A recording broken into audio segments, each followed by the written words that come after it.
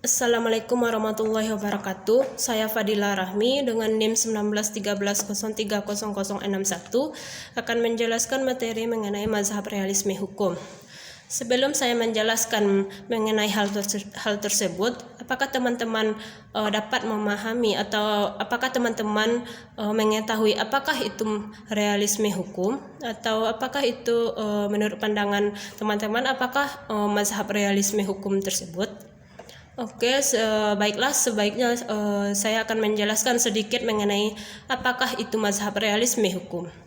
Dalam pandangan aliran ini, hukum tidak statis dan selalu bergerak secara terus-menerus sesuai dengan perkembangan zamannya dan dinamika masyarakat. Tujuan dari hukum selalu dikaitkan dengan tujuan masyarakat tempat hukum diberlakukan. Yang dimaksud dengan realisme adalah kesetiaan pada alam dengan mencatat kejadian apa adanya, bukan sebagaimana apa yang diinginkan, apa yang dipikirkan, ataupun apa yang dibayangkan.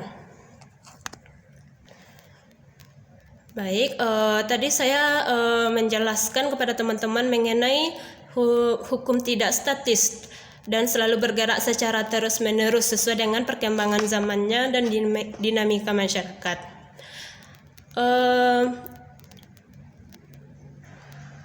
Yang dimaksud dengan hal itu yaitu hukum tidak statis, yaitu hukum yang tidak sesuai dengan norma yang berlaku pada perkembangan zamannya dan dinamika masyarakat.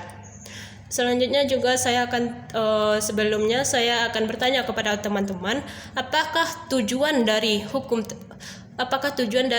di dalam suatu negara tersebut? Baiklah, tujuan dari hukum tersebut yaitu sebagai sarana yang diciptakan oleh pejabat yang berwenang untuk membuat peraturan yang memberikan kemanfaatan, keadilan dalam penegakan hukum dan kepastian hukum bagi masyarakat sesuai dengan norma yang berlaku dan yang tercantum dalam Undang-Undang 1945. Baiklah, selanjutnya sebelum saya masuk kepada poin kedua yang mengenai mazhab hukum sejarah, saya akan bertanya dulu pada teman-teman, apakah teman-teman sudah memahami mengenai apakah itu mazhab realisme hukum? Apa saja yang terkandung dalam mazhab realisme hukum? Oke, baiklah. Selanjutnya masuk kepada poin kedua yaitu mengenai mazhab hukum sejarah. Mazhab hukum sejarah ini pada mulanya dipelopori oleh Friedrich Karl von Savigny yang kemudian diikuti oleh muridnya sendiri yang bernama Puschta. Yang melatar belakanginya untuk mendirikan mazhab ini tidak dapat dilepaskan dari pengaruh hidupnya yang berada di masa gerakan Romantisme yang menanamkan sejarah sebagai tradisi kebiasaan dan mengembangkan filsafat hukum dari evolusi sejarah.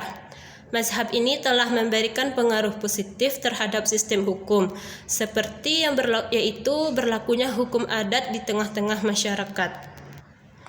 Baiklah, tadi saya juga telah menjelaskan mengenai mazhab hukum sejarah yang dipelopori oleh Friedrich Karl von Savigny.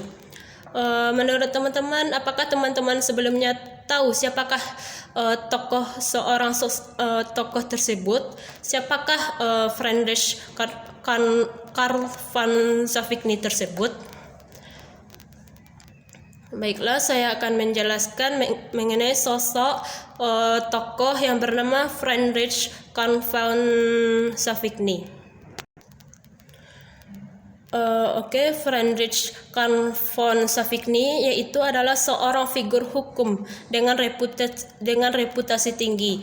Dia diakui sebagai tokoh mazhab hukum sejarah dan pendiri sekolah jurisprudensi sejarah.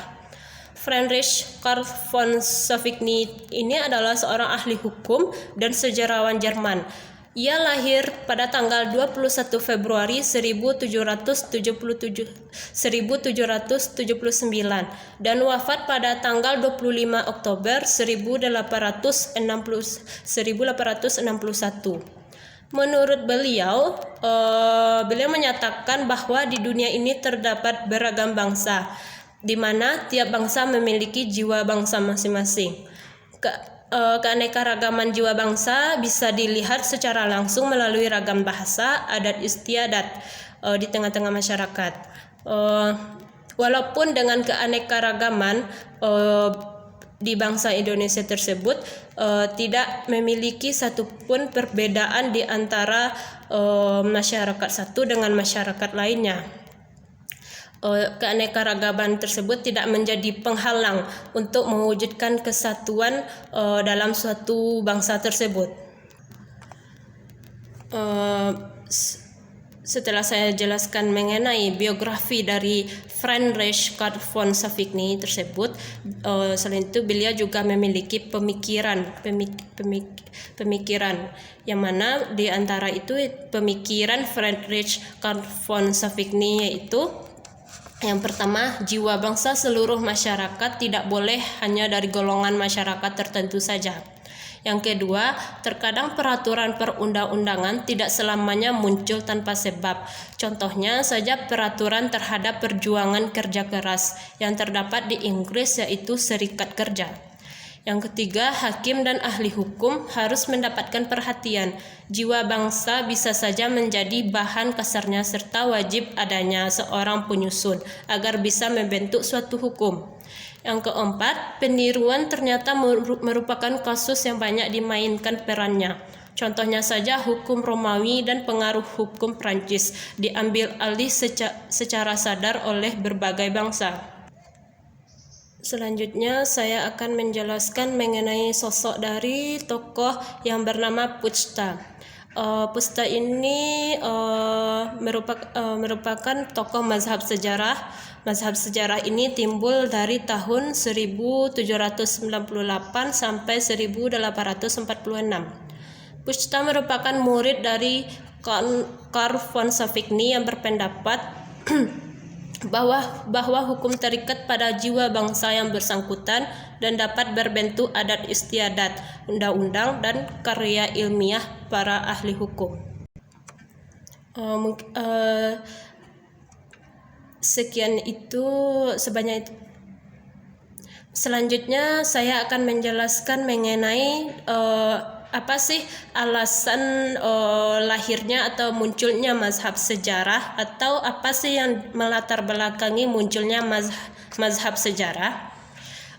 Sebelum saya masuk ke pembahasan tersebut, saya bertanya pada teman-teman, apakah teman-teman tahu kenapa atau apakah sebab munculnya mazhab sejarah, ataupun apa sih alasan yang melatar belakangi munculnya mazhab sejarah tersebut? Oke, baiklah, saya akan menjelaskan mengenai kenapa atau apa sih alasan lahirnya munculnya mazhab sejarah. Yang pertama kali yaitu adanya rasionalisme abad 18 yang didasarkan atas hukum alam, kekuatan akal, dan prinsip yang semuanya berperan pada filsafat hukum.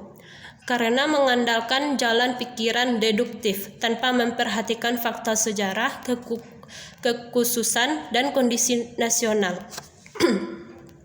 Yang kedua, semangat revolusi Prancis yang menentang wewenang tradisi dengan misi kepercayaan kepada rasio dan kekuatan tekad manusia untuk mengatasi lingkungannya. Yang ketiga, adanya pendapat yang melarang hakim menafsirkan hukum karena undang-undang dianggap dapat memecahkan semua masalah hukum. Yang keempat, kodifikasi hukum di Jerman yang diusulkan Thibaut atau guru besar yang bernama guru besar Heidelberg, yaitu hukum tidak tumbuh dari sejarah. Baiklah, setelah saya membahas tentang mazhab realisme hukum, dan yang kedua mazhab hukum sejarah gitu. Apakah teman-teman sampai sini ada paham dengan penjelasan dari saya, atau apakah kurang dari penjelasan saya gitu.